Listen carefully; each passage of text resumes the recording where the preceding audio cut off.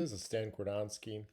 I'm a board game designer, developer, and publisher here in Milwaukee, Wisconsin, USA, planet Earth. And I'm here to talk to you all about Protospiel Convention. So I actually run a Milwaukee Protospiel Convention currently, which is going to be happening March 3rd, no wait, March 8th through 10th.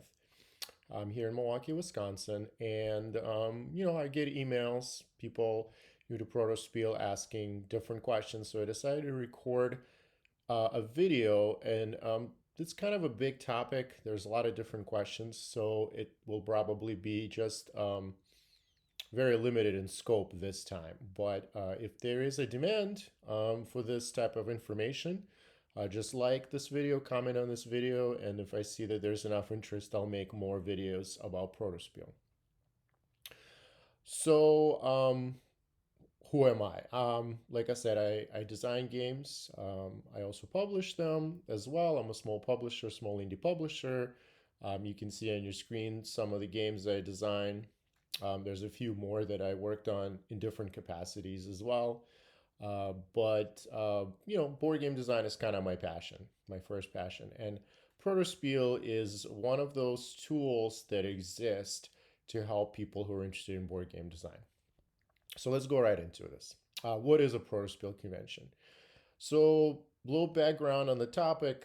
This is a convention that has been running for many years, and it's not really a single convention or a single location. There are many different Protospiels all around the country. And the reason for that is that Protospiel isn't a super rigid organization where you have to, pay fees or adhere to a lot of strict rules. Basically, anyone who is interested in putting a Protospiel on is able to do that pretty easily with kind of a minimum, you know, oversight from anyone else. And as such, it's more of a service to the board game community, especially aimed at the designers, developers, and somewhat publishers, than it is some sort of a money making convention, that people run in order to make profit. It's a lot more like a service. And so, yes, but it's been around for a long time, and it's helped great many people, myself included. From the games that you can see on your screen, every single one of those games I have play tested and developed at Protospiels. I usually attend Protospiel Milwaukee, Protospiel Chicago, and Protospiel Madison because that's the area where I live. But there are, like I said, Protospiel in many other states. You can just check your local listings for a Protospiel that's near you. How is this structured? So most Protospiels, including Protospiel Milwaukee, is runs anywhere between 2 and 4 days, usually in some sort of a hotel or other public space suitable for large group of people to meet. And when you purchase a ticket to this, that usually um, includes your ability to come, play, and show your games. If you don't have games, usually you can just be a playtester, and in that case, you're usually paying a smaller amount. Um, and It's very affordable. These Protospiels do not cost very much money, and they are very free form. There isn't a rigid structure or a rigid schedule that you have to adhere to. A lot of times people can just pop in whenever they feel like, set up their games, ask people to try their games. Other people will invite them to try their own games, and you can leave, go have food, come back, come for 2 days, come for one day, come for a few hours. Or some people, such as myself, we tend to stay there, open to close pretty much every day because there's so much to do, and it's such a big benefit to have a event like that. And I might speak on more what exact benefits of Protospiel to a board game designer, developer, publisher are, but I'm not going to go into that right now. So if you haven't been to Protospiel, what is it actually for? Well, one of the main things that people come to Protospiel for is to develop their games. Now, their game can be in the very beginning stages, or it can be basically already on Kickstarter or even post Kickstarter. Matter of fact, playtesting can occur at any stage of the game. Oftentimes you'll see in your Kickstarter updates, if you're a Kickstarter backer, you'll see a publisher saying, oh, we're, finalizing rules in this and that and the other. What does that mean? Well, they're still testing it. That's what that means. So you can play test a game in any stage. So development just basically means improving your game or expanding your game or streamlining your game. Whatever changes you apply towards your design is development of it. And it could be in any stage, like I said. Collaboration is another thing that Protospiel is great for. And collaboration doesn't mean that you're going to find someone to make a game with together, but what that means is that other people are going to be trying your game, giving you feedback, and you're also will be doing that. At the very least, you should play test as much other games as you have your games play tested. So roughly, if you're there and you want to get three, let's say play sessions for your game, plan on having three sessions for other people's games, three other designer games. And this is a very great environment because we're it's your peer group, people with different levels of experience. Even though I've by now accumulated over the past 9-10 years that I've been doing this, I've accumulated experience. I still run into people at Protospiel who have more experience than I do. So there's always someone there to help you out with advice. There's always someone that is looking advice from you. Um, and you got to go into Protospiel with that spirit. I'm going to maybe develop my game and make it better or get new ideas or work on this brand new idea I have, but I'm also going there to help other people. Learning, it kind of goes into that, what I've already talked about. You learning from people's testing your game, giving you feedback, giving you suggestions.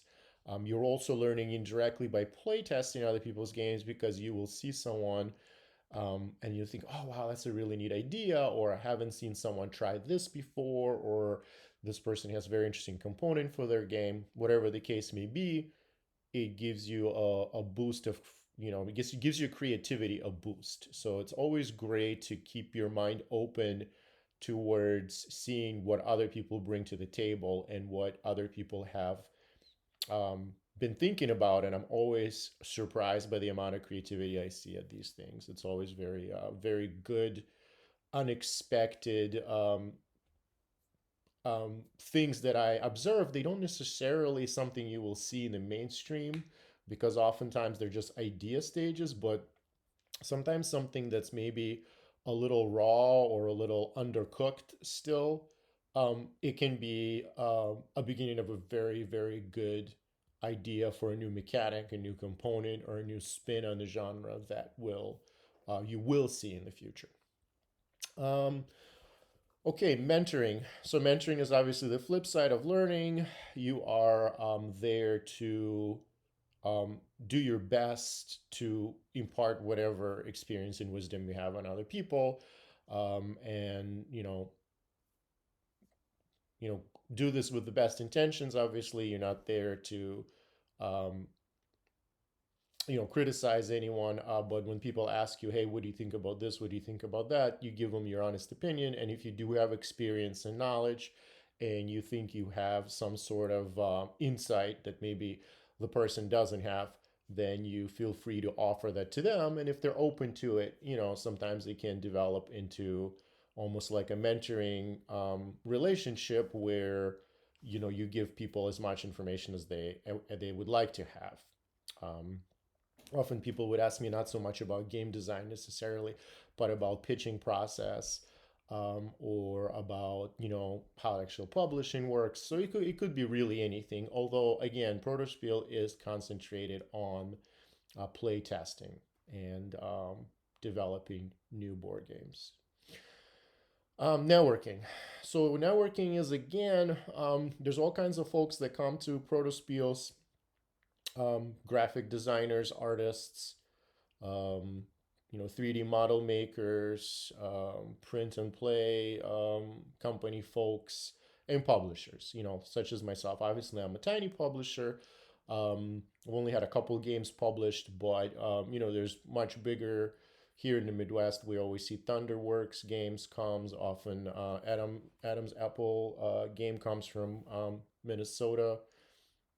Nauvoo games. So there's a lot of folks a lot bigger than I am that come to refine their prototypes or play test their future games.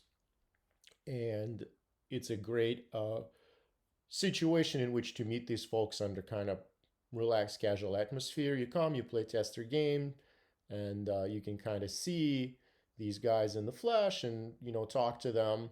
You might also find someone who's a graphic designer and saying, hey, I'm design art for these games, a design user interface for different board games, and then who knows, in the future you might need them. So you usually I bring a few business cards, as outdated as that might sound. People still do exchange business cards, and if folks don't have business cards, I'll take the information down. You never know when you are, might need their help or might want to offer them, your services. So networking is great because you meet people travel from quite far away. We've had people travel from East Coast and West Coast to Midwest to these Protospiels.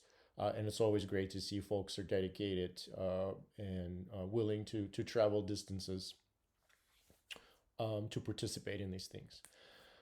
What is Protospiel not for? A couple things come to mind. This is not for direct sales.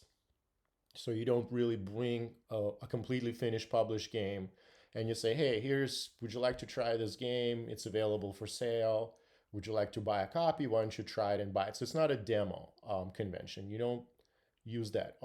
Again, I must remind you that sometimes people might already have a completed Kickstarter or a completed game, but it's still in production. It still hasn't, arrived, and there might be testing some last minute changes, and that's perfectly fine. And recreational gaming. This is really the focus is on new designs, unpublished games, and bringing into this, you know, just a popular game or something, setting it up and saying like, hey, who wants to play, Ark Nova or Terraforming Mars or whatever the case, Exploding Kittens. That's not the intention of Protospiel. So we don't do that at Protospiel. If you come there and you're not a board game designer, you're looking to play games, we would very much welcome that because we love just having playtesters come.